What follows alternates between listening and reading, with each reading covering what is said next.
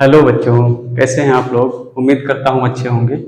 आज के इस वीडियो में हम देखेंगे वैद्युत द्विध्रुव की अक्षीय स्थिति में किसी बिंदु पर तीव्रता या वैद्युत क्षेत्र की तीव्रता। तो हम सबसे पहले वैद्युत द्विध्रुव की अक्षीय स्थिति में हमको तीव्रता ज्ञात करनी है। तो सबसे पहले हम एक वैद्युत द्विध्रुव मानेंगे। तो सबसे पहले हम यहाँ पर लिखेंगे कि माना कि एक वैद्युत ध्रुव ए बी। वैद्युत ध्रुव बनाने के लिए हमने आपको बताया था इसके पहले वीडियो में हमने आपको बताया था कि वैद्युत ध्रुव होता क्या है, उसको किस तरीके से उसका डायग्राम हम बनाते हैं। तो यहाँ पर जो वैद्युत ध्रुव होता है उसको बनाने के लिए हम बाईं तरफ माइनस का क्यू और दाहिनी तरफ प्लस का क्यू रखेंगे, और यहाँ पर इनके बीच के मध्य बिंदु को हम ओ से लिखेंगे, और इसका जो नाम है वो हम क्या दे देंगे, ए बी नाम देंगे। यहाँ से यहाँ तक की जो दूरी है बच्चे वो एल होगी, और यहाँ से यहाँ तक की दूरी कितनी होगी, एल होगी। टोटल दूरी की बात करें तो 2l होगी। तो सबसे पहले हम लिखेंगे क्या बच्चे, हम लिखेंगे कि माना एक वैद्युत ध्रुव ए बी वायु में रखा है। माना एक वैद्युत ध्रुव ए बी, जो आपको दिख रहा होगा, माना कि एक वैद्युत ध्रुव ए बी वायु में रखा हुआ है। अब आगे क्या लिखेंगे, अब लिखेंगे कि इसके मध्य बिंदु ओ से स्मॉल आर दूरी पर, इसके मध्य बिंदु ओ से स्मॉल आर दूरी पर, यहाँ पर हम मानेंगे अक्षीय स्थिति में। अक्षीय स्थिति की अगर बात करें तो अक्षीय स्थिति किसको कहते हैं, यहाँ पर ये जिस अक्ष पे रखा हुआ है उसको अक्षीय स्थिति कहेंगे। ये इस तरीके से इसकी अक्ष है ये। तो हमने मान लिया कि माना इसके मध्य बिंदु ओ से स्मॉल आर दूरी पर अक्षीय स्थिति में कोई बिंदु यहाँ पर कोई पॉइंट पी है। इस पॉइंट पी पे हमको वैद्युत क्षेत्र की तीव्रता बच्चे क्या करनी है, ज्ञात करनी है। तो इसके लिए हम क्या करेंगे, सबसे पहले हम इस प्लस आवेश के कारण तीव्रता ज्ञात करेंगे। हमने बिंदु आवेश के कारण वैद्युत क्षेत्र की तीव्रता का सूत्र आपको प्रूफ कराया है इसके पहले वीडियोज में। तो सबसे पहले हम क्या करेंगे, इस प्लस क्यू आवेश के कारण यहाँ पर तीव्रता निकालेंगे, देखेंगे, और फिर माइनस क्यू आवेश के कारण तीव्रता देखेंगे, फिर टोटल तीव्रता का जो है सदिश योग हम करेंगे। तो सबसे पहले हम यहाँ पर अगर देखें कि इस प्लस क्यू आवेश के कारण इस बिंदु पी पर तीव्रता कितनी होगी, तो हमने मान लिया कि इस प्लस क्यू आवेश के कारण बिंदु पी पर जो तीव्रता है वो बच्चे है आपकी E1। कितनी है, E1 है। अब E1 जो है, E1 ये क्या है, पहले आवेश Q प्लस Q के कारण वैद्युत क्षेत्र की तीव्रता। अब दूसरे आवेश के कारण वैद्युत क्षेत्र की तीव्रता को हम क्या करेंगे, दूसरे आवेश के कारण वैद्युत क्षेत्र की तीव्रता को हम कह रहे हैं E2 कह रहे हैं, और इसकी दिशा क्या होगी। अब आपको पता है कि प्लस क्यू आवेश के कारण तीव्रता की दिशा क्या होती है, उससे दूर होती है। ये कैसे होगा, वैद्युत क्षेत्र की तीव्रता कहते किसको है, वैद्युत क्षेत्र की तीव्रता कहते हैं एक कूलाम के धनावेश पर लगने वाले बल को वैद्युत क्षेत्र की तीव्रता कहते हैं। अब यहाँ पर अगर आप एक कूलाम का धनावेश रखोगे, एक कूलाम का धनावेश रखोगे, तो ये वाला बल किधर लगाएगा, उधर लगाएगा। तो इसका मतलब प्लस क्यू आवेश के कारण वैद्युत क्षेत्र की तीव्रता कह लीजिए, तीव्रता की दिशा कह लीजिए, एक कूलाम आवेश पे, एक कूलाम के प्लस आवेश पे लगने वाले बल की दिशा कह लीजिए, उसी दिशा में आपकी वैद्युत क्षेत्र की तीव्रता होगी। यह आपको पहले से पता है कि प्लस क्यू आवेश के कारण तीव्रता क्या होती है, उससे दूर होती है, और माइनस क्यू आवेश के कारण तीव्रता उसी की ओर होगी। क्यों होगी, ये भी मैंने आपको बताया था कि अगर आप यहाँ पर प्लस का क्यू आवेश, एक कूलाम का आवेश रखेंगे, तो अब ये क्या करेगा, इसको अपनी तरफ खींचेगा। तो यहाँ पर जो तीव्रता की दिशा होगी ये इसी की ओर होगी। तो हमने कहा E1 है और ये E2 है। अब यहाँ पर जो E1 है, E1 का एरो बड़ा होगा, मतलब इसका परिमाण ज्यादा होगा। क्यों ज्यादा होगा, आपको फार्मूला पता है कि बिंदु आवेश के कारण वैद्युत क्षेत्र की तीव्रता का फार्मूला होता है 1/4πε0 Q/r²। मतलब दूरी ज्यादा तो तीव्रता कम, दूरी ज्यादा तो तीव्रता कम, और दूरी कम तो तीव्रता ज्यादा। यहाँ से इसकी दूरी कम है तो तीव्रता थोड़ी सी क्या होगी, आवेश हालांकि बराबर है, लेकिन ये जो तीव्रता होगी थोड़ी सी ज्यादा होगी। मतलब ये तीर जो है आपका, एरो जो है, यहाँ पर हम तीर के निशान से, एरो से व्यक्त करते हैं सदिश राशि को। तो यहाँ पर ये परिमाण जो है E1 क्या है, पहली तीव्रता E1 जो है प्लस क्यू आवेश के कारण तीव्रता है E1, इसका परिमाण जो है ज्यादा होगा, और इसका परिमाण तुम्हारा, इसके कारण जो तीव्रता E2, इसका परिमाण कम होगा। अब हम क्या करेंगे, सबसे पहले हम निकालेंगे क्या, हम यहाँ पर लिखेंगे सर्वप्रथम प्लस क्यू आवेश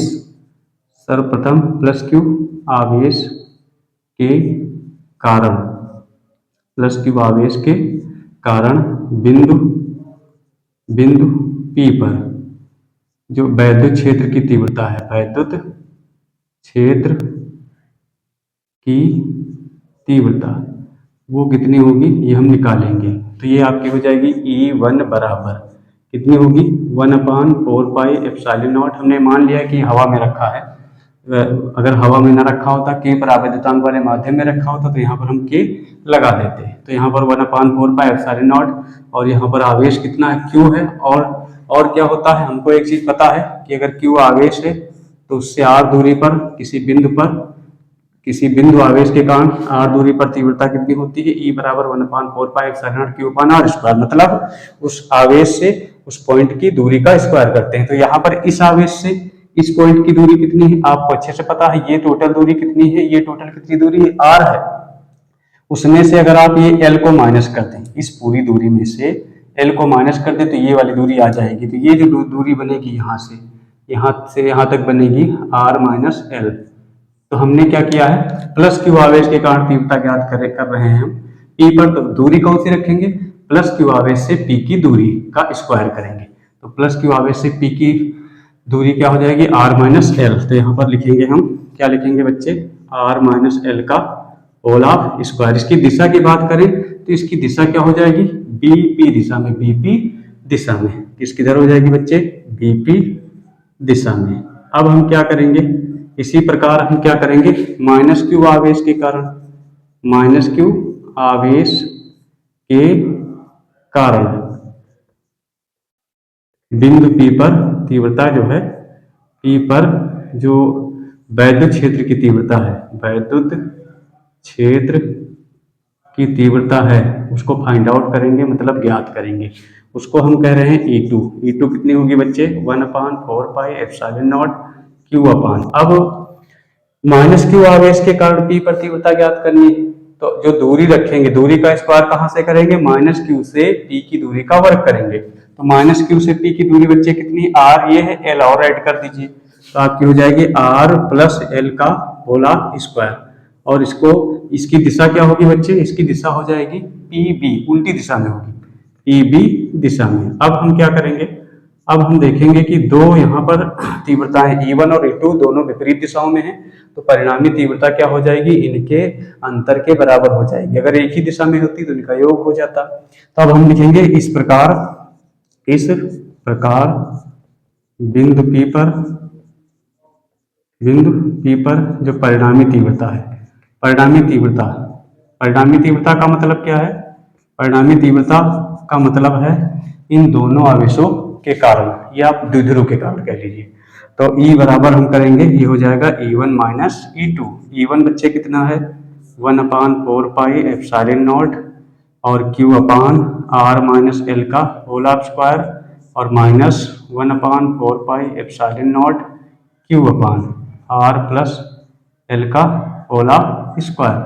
अब हम क्या करेंगे, इसको आगे हल करेंगे। तो हल करने के लिए हम इसको हटा देते हैं, इधर हल कर देते हैं, आप लोग समझ लेंगे। तो इसमें क्या करेंगे, इसमें अगर आप देखें दोनों में ध्यान से, तो ये कॉमन मिलेगा। कॉमन कितना मिलेगा, ये आपका कॉमन मिलेगा 1/4πε0 Q कॉमन मिलेगा। तो अंदर बचेगा, ये बचेगा आपका r - l का स्क्वायर -1/r + l का स्क्वायर। अब हम देखते हैं कि ये हो जाएगा 1/4πε0 Q। इसके अंदर आप देखते हैं कि हर बराबर नहीं है, तो इसकी गुणा करेंगे, इसकी इधर कर देंगे, तो ये हो जाएगा r + l का होल स्क्वायर। ये माइनस का है, यहाँ हो जाएगा -r - l का होल स्क्वायर। अब यहाँ पर r a - b a + b formula हो जाएगा r, ये हो जाएगा a स्क्वायर मतलब r स्क्वायर - l स्क्वायर, इसका होल स्क्वायर। अब हम क्या देखते हैं कि यहाँ पर और आगे हल करते हैं, 1/4πε0 Q और यहाँ पे फार्मूला लगा देंगे a + b का होल स्क्वायर। तो ये हो जाएगा r square + l square + 2rl। इसमें माइनस चिन्ह लगा रहने देंगे, फार्मूला लगाएंगे r square + l square minus का 2rl। अब हम क्या करेंगे, इसमें देखेंगे कि इसको फिलहाल अभी लिख लेते हैं r स्क्वायर - l स्क्वायर का होल स्क्वायर। अब इधर का मैं हटा देता हूँ, इसको आप लोग नोट कर लेंगे वीडियो को पॉज करके।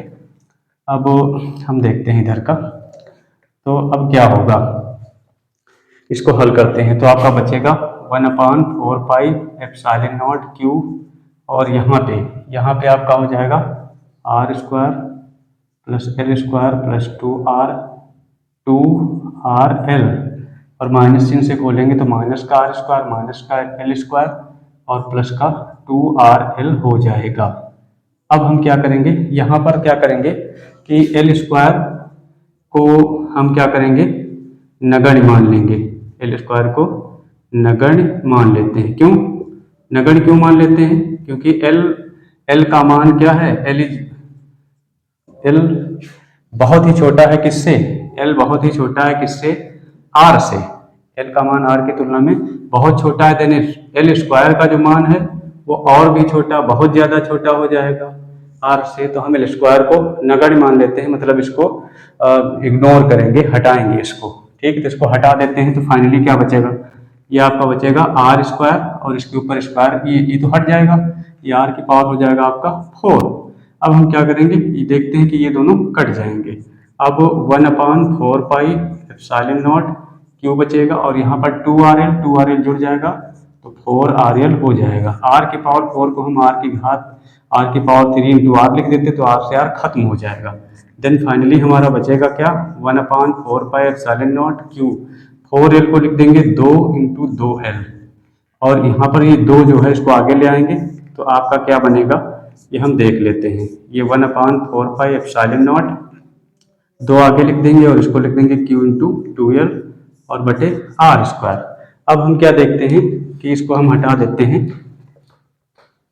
अब हम देखते हैं कि यहाँ पर जो Q × 2L होता है, Q × 2L होता है P के बराबर। P क्या है बोलो, P बच्चे क्या है, P क्या है, वैद्युत ध्रुव का गुण। इसके पहले वीडियो में मैंने बताया था, उसको आपने देखा होगा, नहीं देखा है तो आप प्लेलिस्ट में जाकर के देख लीजिए। अब देखिए यहाँ पर क्या हो जाएगा, फाइनली जो E बराबर मिलेगा 1/4πε0, और इसके स्थान पर कितना रख देंगे, Q × 2L P के बराबर हो जाएगा, तो ये हो जाएगा 2P अपान, यहाँ पर क्या हो जाएगा, लिए में R³ होगा यहाँ पर, तो ये हो जाएगा R³। तो इस प्रकार से हमने न्यूटन प्रति कूलम इसका मात्रक होगा। इस प्रकार हमने वैद्युत ध्रुव की अच्छी स्थिति में वैद्युत क्षेत्र की तीव्रता का सूत्र प्राप्त कर लिया है। अब अगर यहाँ पर ये वैद्युत ध्रुव के परावैद्युतांक वाले माध्यम में रखा हो तो वहां पर जो तीव्रता होगी तो वो क्या हो जाएगी, 1/4πε0 K लगा देंगे और ये हो जाएगा 2P/R³। यहाँ पर आप लोग लिख लीजिएगा कि यदि वैद्युत ध्रुव के परावैद्युतांक वाले माध्यम में स्थित है तब E बराबर 1/4πε0 2P/R³ हो जाएगा। अब देखते हैं कि क्या परिणामी तीव्रता जो होती है उसकी दिशा क्या होगी। तो परिणामी तीव्रता की दिशा जो है ये क्या हो जाएगी, यहाँ पर E1 की ओर होगी। क्यों, क्योंकि जैसे आपको हमने कहा कि यहाँ पर जैसे E1 को हमने मान लिया, E1 को हमने यहाँ पर मान लिया कि E1 ज्यादा होगी, मैंने कहा कि ज्यादा होगी। E1 मान लीजिए 7 है और इधर E2 आपकी कितनी है, 5 है। तो आप क्या करेंगे, जब आप माइनस करेंगे तो 7 में से 5 निकालेंगे तो 2 होगी, 2 किधर काम करेगी, 2 तीव्रता किधर काम करेगी, E1 की ओर। तो यहाँ पर परिणामी तीव्रता की जो दिशा होगी वो E1 की दिशा में होगी। तो इस प्रकार आपने इस वीडियो को देख लिया है। अब आगे के वीडियोस को देखने के लिए आप हमारे चैनल पे बने रहिए। Thank you.